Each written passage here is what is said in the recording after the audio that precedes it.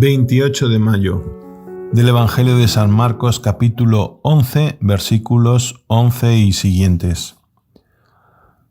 Después de haber sido aclamado por la multitud, Jesús entró en Jerusalén, fue al templo y miró todo lo que en él sucedía. Pero como ya era tarde, se marchó a Betania con los 12.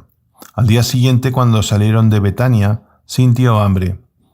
Viendo a lo lejos una higuera con hojas, Jesús se acercó a ver si encontraba higos.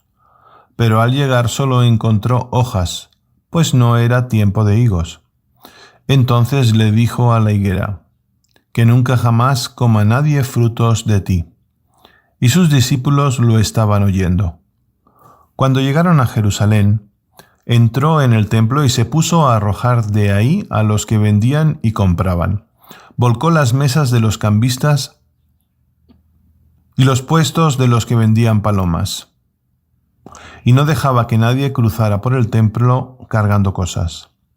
Luego se puso a enseñar a la gente diciéndoles: ¿acaso no está escrito: mi casa será casa de oración para todos los pueblos? Pero ustedes la han convertido en una cueva de ladrones.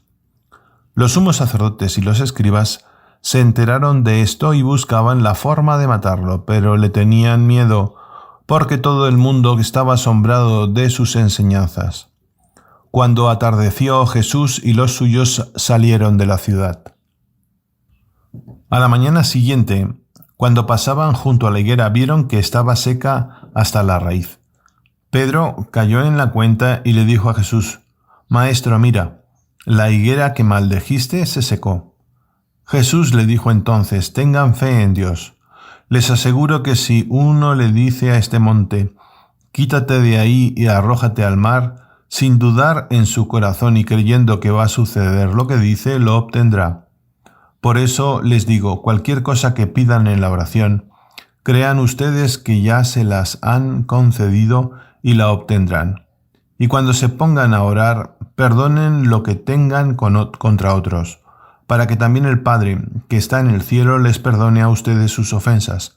Porque si ustedes no perdonan, tampoco el Padre, que está en el cielo, les perdonará a ustedes las ofensas». Este Evangelio nos plantea dos gestos proféticos: la maldición de una higuera y la expulsión de los mercaderes del templo. En primer lugar, nos aparece el Señor recriminando a una higuera y el poder de su palabra la seca. Nos resulta extraño que por la falta de fruto, cuando no era su tiempo, al actuar de esta manera, ese procedimiento se convierte en signo. Algo más importante quiere comunicarnos el Señor. Creo que no es la infructuosidad de la higuera lo que interesa, sino la del pueblo israelita, que no tiene excusas después de tantas atenciones y avisos de Dios. La enseñanza se refiere a la esterilidad, como lo muestran los acontecimientos que siguen. El no dar fruto, el ser solo apariencia, el aparecer como buenos, quedarnos en lo externo. No encontró más que hojas. Sin embargo, el Señor ya advirtió más de una vez a los discípulos que viendo vuestras buenas obras den gloria a Dios.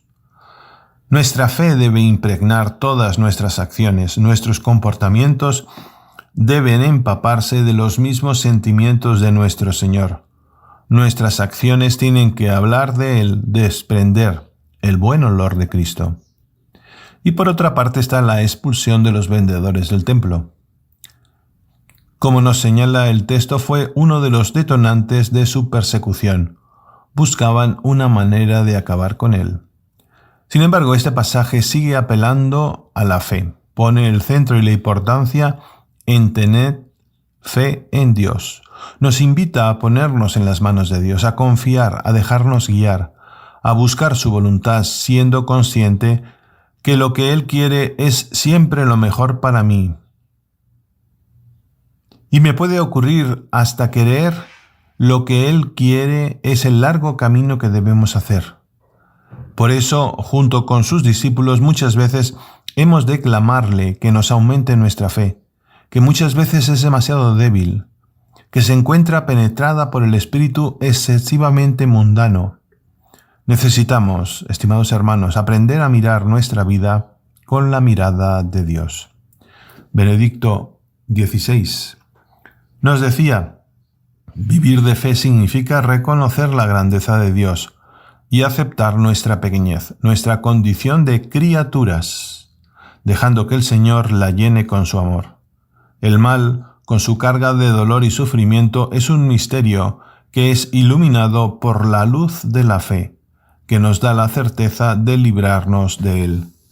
Y que la bendición de Dios Todopoderoso, Padre, Hijo y Espíritu Santo, descienda sobre ti y permanezca para siempre.